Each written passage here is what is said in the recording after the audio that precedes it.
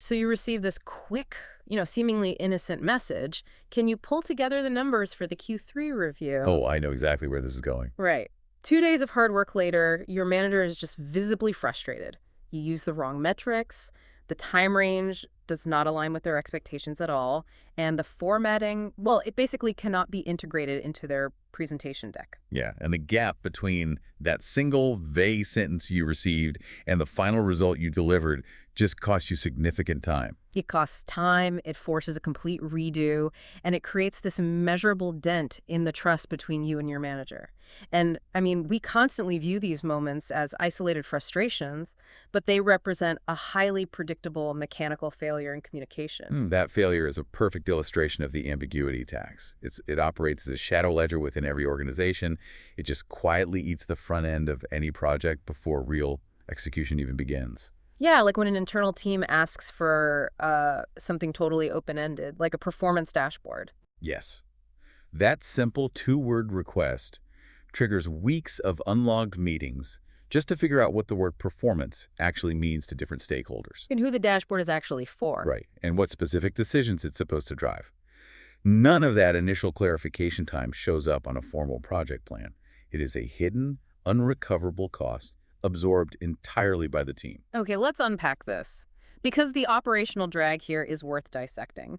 The core issue is that we operate under this false assumption that our internal mental models are universally shared. We absolutely do. It's like walking into a deli, ordering a sandwich, and then getting absolutely furious when it arrives with mayo and pickles. Why do we expect colleagues to just read our minds? That is exactly it.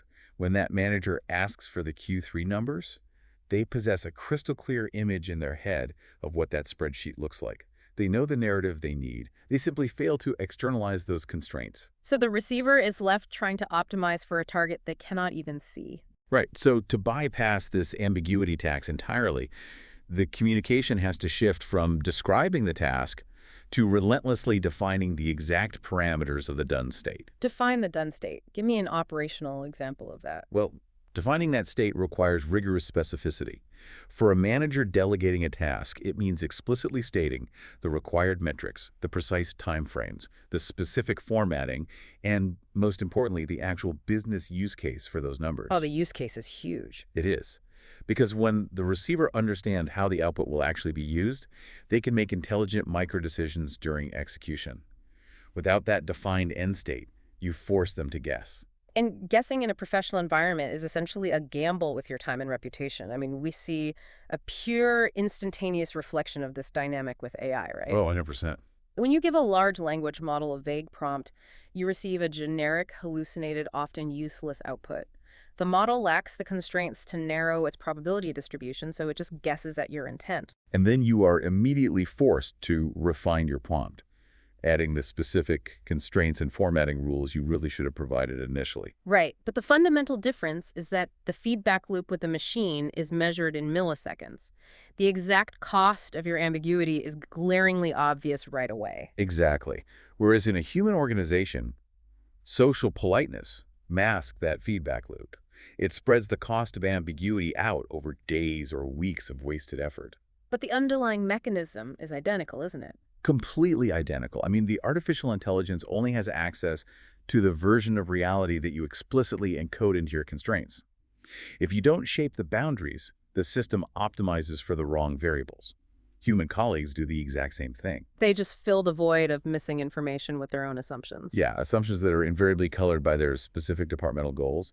The cognitive effort required to articulate those exact parameters up front is always lower than the compounding cost of the redo cycle. Well, and when we fail to pay that cognitive effort up front, the ambiguity tax doesn't just disappear, it compounds.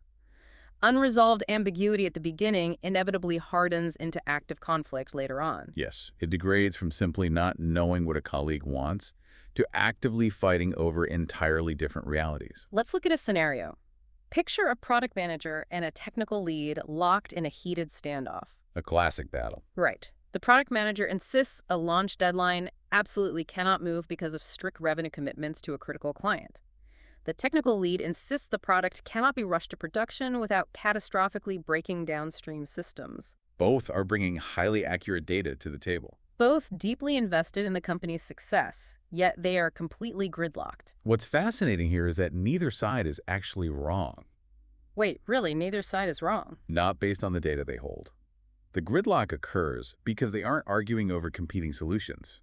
They are attempting to solve two fundamentally different problems. Ah, so they aren't even having the same argument. Exactly. The product manager's algorithm is optimizing for external client trust and immediate revenue. The technical lead's algorithm is optimizing for internal system stability and mitigating future technical debt. So the conflict is entirely rooted in unseen competing constraints. Yes, and the natural human instinct in that high-pressure meeting is to argue for your specific position harder, to marshal more data to prove why your problem is the more important one. Which is entirely useless. It's akin to two engineers trying to build a bridge from opposite sides of a river without ever looking at the same blueprint. You can't fix it by feeding them more electricity. That is a great analogy. They are optimizing for different loss functions. Forcing your counterpart to adopt your position only triggers confirmation bias. So operationally, if you are sitting in that tense room, how do you actually pause the fight? What is the literal first move? The first move is never to pitch your position. It is to immediately surface your constraint. Surface your constraint. Walk me through that shift. It's a mechanical shift from combat to collaboration. You must articulate the rigid boundaries you are trapped within. The product manager has to clearly lay out the external business pressure. Like, exactly who was promised what? Exactly. The financial implications of missing the deadline and the specific fallout for the broader business. Simultaneously, the tech lead must lay out the absolute technical reality. What architecture breaks the mechanism of that failure? Right, and quantify the immense operational cost of fixing a compromised system live versus building it correctly prior to launch. So once both of those specific constraints are placed on the table, the dynamic fundamentally alters. It instantly ceases to be an adversarial battle of wills. It transforms into a highly complex, shared puzzle. You're no longer trying to defeat the person across the table. You are standing side by side with them, looking at a unified problem, trying to engineer a solution that satisfies two very real, seemingly mutually exclusive limits. And that transformation relies entirely on the establishment of a shared mental model. I mean, agreement is mathematically impossible until both parties evaluate the exact same variables. We see this exact architecture used in high-level startup pitches, don't we? Oh, absolutely.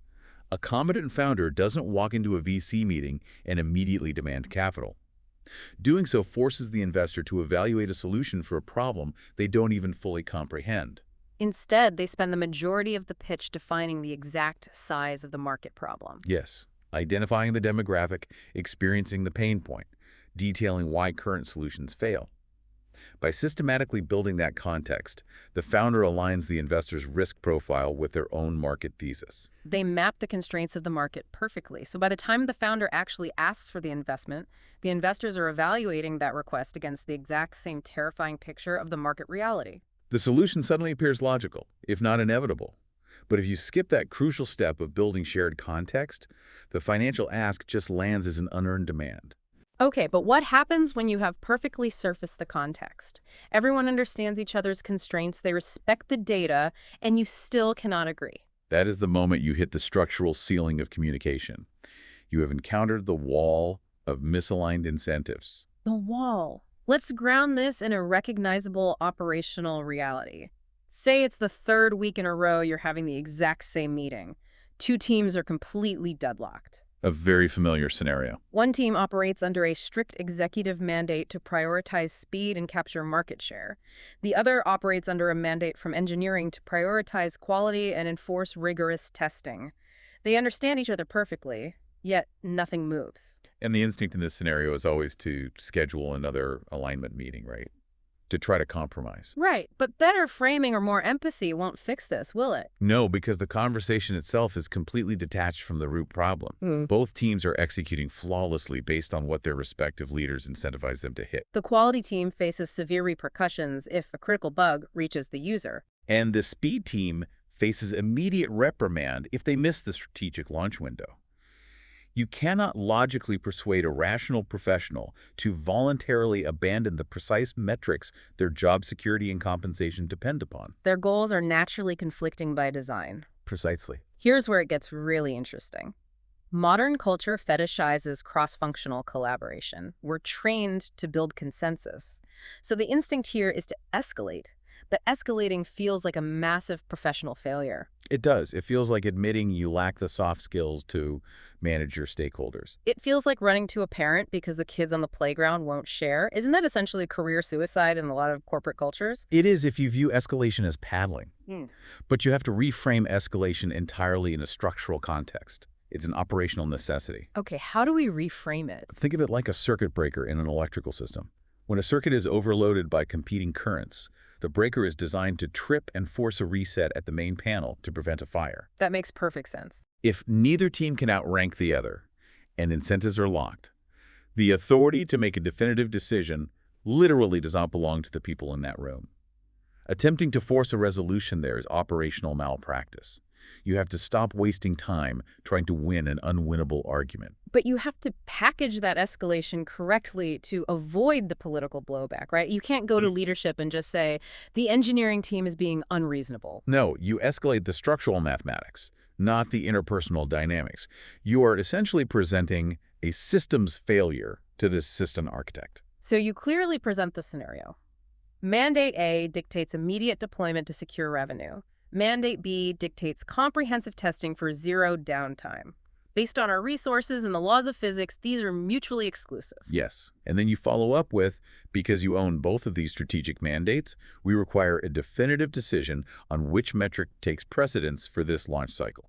That is brilliant. It forces the system to resolve its own inherent contradiction. Because the authority to resolve competing incentives rests solely with the executive who designed them in the first place.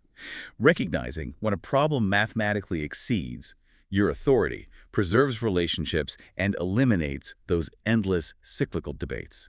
Okay, so let's assume you successfully navigate this entire gauntlet. You defeat the ambiguity tax by defining the done state.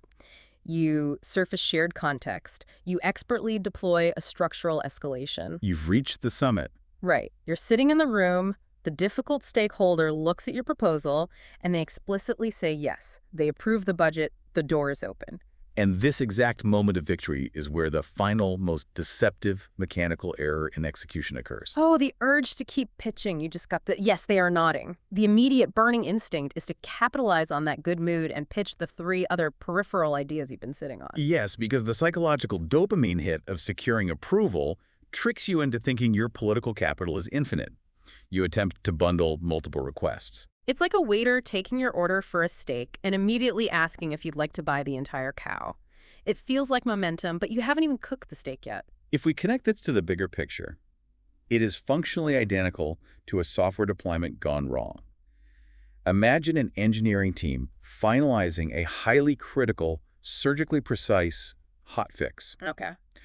Just before they deploy, they decide to bundle in 3 highly experimental, untested features simply because the deployment pipeline is open. They exponentially increase the structural load and risk on a system that hasn't even stabilized the initial fix yet. You're actively introducing new risk before delivering any value. Exactly. The hidden danger lies in how stakeholders process cognitive load. A stakeholder's commitment budget is finite. Every single new idea you introduce immediately becomes a new tracking item, a new risk factor, a new cognitive burden.